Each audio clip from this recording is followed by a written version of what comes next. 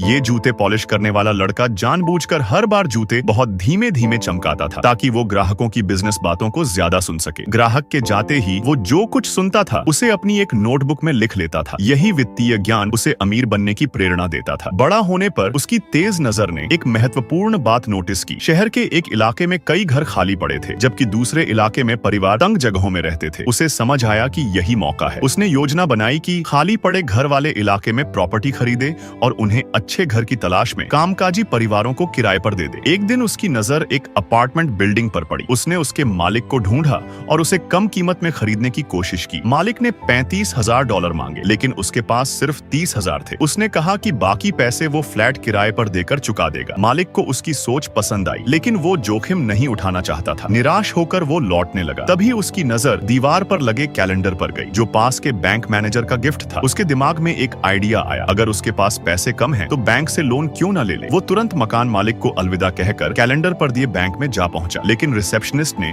उसे मैनेजर से मिलने नहीं दिया। मजबूरी में वो बैंक के गेट पर इंतजार करने लगा। मैनेजर के ऑफिस से निकलते ही वो तेजी से उनके पास गया और खुद को मकान मालिक का जानकार बताकर $5,000 का लोन मांगने लगा, लेकिन मैनेजर ने उसे मना कर दिया। फिर भी उसने हार नहीं मानी। उसी शाम मकान मालिक का फोन आया। उसे लगा कि शायद वो उसे डांटेगा, लेकिन हुआ इसके उलट। मकान मालिक ने न सिर्फ उसके हौसले की तारीफ की, बल्कि उसका गारंटर बनने की पेशकश भी कर दी। ये सुनकर उसकी आंखें भर आई। उसकी लगातार मेहनत आखिर रंग लाई। प्रॉपर्टी उपलब्ध होते ही पहले ही दिन उसने उसे एक ऐसी महिला को किराए पर दे दिया जिसे घर की आवश्यकता थी। ठीक जैसा उसने सोचा था, मांग उम्मीद से ज्यादा थी। उसने जल्दी ही बाकी पैसे भी मालिक को लौटा दिए और अपना वादा निभाया। लेकिन जिंदगी हमेशा आसान नहीं होती। जब उसने बिजनेस बढ़ाने के लिए फिर से बैंक जाकर लोन मांगा, तब भी मैनेजर उससे मिलने से बचता रहा। परेशान मगर अडिग उसने चारों ओर देखा और नोटिस किया कि उसी ऑफिस बिल्डिंग में 7 बैंक हैं। फिर उसके मन में एक साहसी विचार आया, अगर वही बिल्डिंग उसकी हो तो फिर बैंकें उसे मना नहीं कर पाएंगी और मालिक होने के नाते वो फाइनेंस के बारे में और भी सीख सकता था। उसने एक कंस्ट्रक्शन वर्कर को ढूंढा, उसे अच्छे कपड़े पहनाए और बिल्डिंग के मालिक से बात करने भेजा। रात में वो खुद बैंक बिल्डिंग पर गया, सारे जरूरी आंकड़े जुटाए और कंस्ट्रक्शन वर्कर को याद करवा दिए। बिल्डिंग की असली कीमत $24 लाख